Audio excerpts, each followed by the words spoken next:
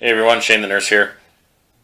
Yeah, I want to talk about a very disturbing trend that's happening, not just in hospitals and clinics, etc., but basically nationwide, probably worldwide. My wife came home for lunch just a bit ago and was telling me about a coworker who was uh, fired for sexual harassment of a female employee. He's definitely he's male. Thing is, this guy is gay. I mean, we're not talking gay, as in a little bit gay. We're talking, oh my gosh, this guy has never ever looked at a female in a sexual way gay. But that was her complaint. And she got one of her friends to say, yep, I saw him do it. And he's out the door. And I've seen this happen quite a bit in the last 6 years. Since I've come back to where I live now. I lived in Arkansas for 6 years. I came back here to the desert southwest, and I'm seeing this quite a bit, where you have a manager who holds his staff, or their staff, not necessarily a male, holds their staff to task, disciplines them for not doing their job, not doing what they're supposed to do, and then finds themselves in a meeting with the HR department getting terminated because somebody said he or she has sexually harassed a staff member, and they usually get one or more people to back them up with that.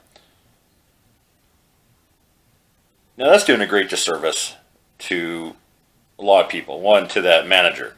You think your manager sucks as a manager? Go to their manager and say, hey, so-and-so sucks.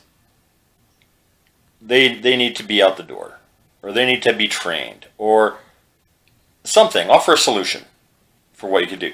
But to go and destroy someone's career, to say, so-and-so sexually harassed me, when really it comes down to is you're just a bad employee that doesn't feel like doing their job. What are you going to gain out of that? Because what replaces that manager might be a lot worse. And I've seen that happen, where someone has said that the manager that came in after was like having Captain Bligh, compared to Captain Crunch. But this is a disturbing trend. This is something that's going on. I've seen this a few times, and we're not doing anybody a favor. For those people who are truly sexually harassed, it makes people look at them. Because there's so many people have cried wolf over this, and now that everybody is crying wolf, and that's how they're perceived. Even though there's going to be an investigation, a lot of times it comes down to the question asked. Did you ever see so-and-so say this? And they'll ask maybe about one word. Or, has so-and-so ever done this? Maybe an action. Well, there can be a lot of reasons why X word or X action is done. But if you don't have the context for it, it's like, oh, yep, yeah, they said that once. But you don't know the context. Maybe the context is they're repeating something they saw, trying to get feedback from a coworker or someone who's out on par in management. A lot of these problems can be solved by human resources doing, asking the right questions. So another one that's coming up, and I've been seeing this one lately too, is, well, the sexual harassment didn't work because it was, a bogus claim. Everybody knows it was bogus. Even the witnesses that the person has said, ask so-and-so, said, no, that didn't happen. It's the other way around, actually. So when it comes to being the other way around, you think they go, oh, really, so-and-so is sexually harassing, that's claiming to be the victim is actually the aggressor. That would be a great time for some HR to just say, yeah, you need to go, or escalate that to some degree. But that's not going to happen because, we're PC America right now. So one thing I've seen after that doesn't work is they're going to start saying, oh, well, they don't like me because I'm insert racist comment here, or national origin here. They don't like me because I'm a brown female from Madagascar. The reality is you're just a bad employee, and you've been spanked, and now you need to retaliate rather than going, maybe I need to get retrained or do something so I can be better at my job, so that I'm not a bad employee, so I can do good work, so I can, on my next review, get a good mark. And I've seen this more than once where, now the claim of they've got a bad review, it's annual review time, they get a bad review, and they don't stop and think, gee, maybe it's because I did something wrong. Their first thought is, oh, it's because so-and-so is just a jerk. Well, I'm going to get rid of him, so I'm going to claim sexual harassment, or I'm going to claim he's racist or in some other way biased or bigoted. You've done no one a favor. Because ultimately the truth will come out. And in fact, in every single case that I know about, within a year the truth came out, and that manager that was fired, and I'm not saying it just has to be managers, in this case management is what I've been doing for the last few years. The manager that was terminated, they're gone from that company. They're on the do not rehire list for life. It comes to find out that, oh, well, you know what, they didn't do that thing, and we've destroyed their reputation, and there's no recourse for that person. They can't get a job anywhere. No one will hire them now because as much as they say, oh, we want to discuss that, it gets out. People talk. They can say all day long, oh, no, we're not going to disclose that. But they do. I've seen it. I've watched it happen. So you've destroyed somebody's career. They've lost their job. Maybe they're going to lose their house. Maybe their spouse will leave them. There's this cascading effect of, downward spiral.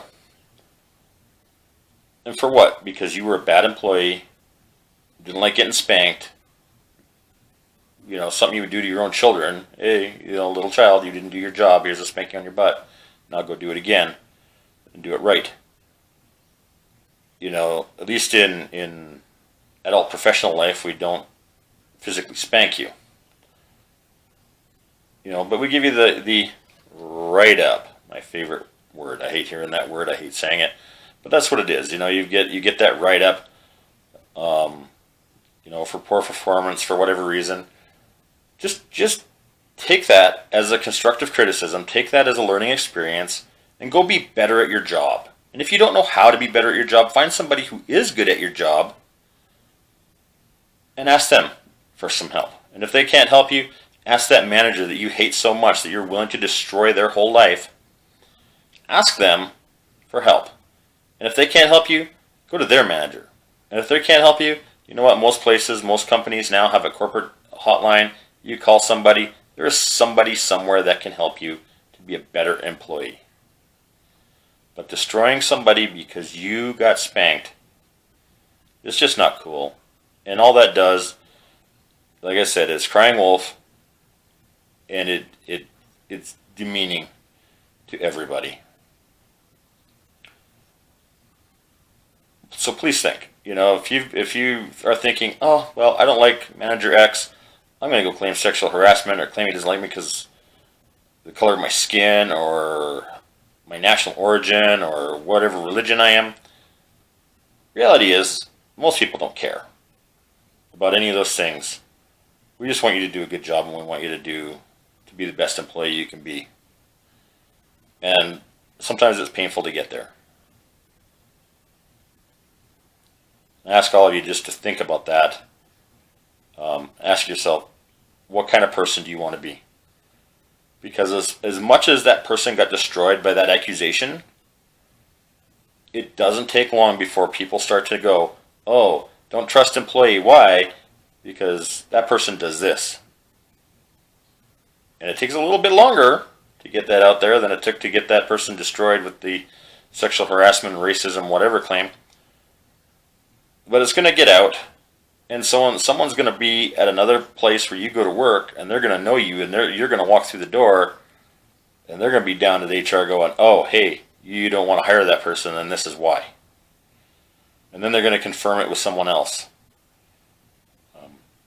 Because the reality is, if you're let's say you're in healthcare, Shane the nurse, Let's say you're in healthcare, it doesn't take long. It's as big as this country is. The healthcare community is very small. I can point you to a nurse that I know in every single state, in at least 5 countries. It doesn't take long before your reputation precedes you. So, what do we want to be known for? We want to be known for doing good work, not for telling a lie, not for destroying other people's careers, not for telling a story that makes us look better than we really are. That's all for now. Shane the Nurse signing off.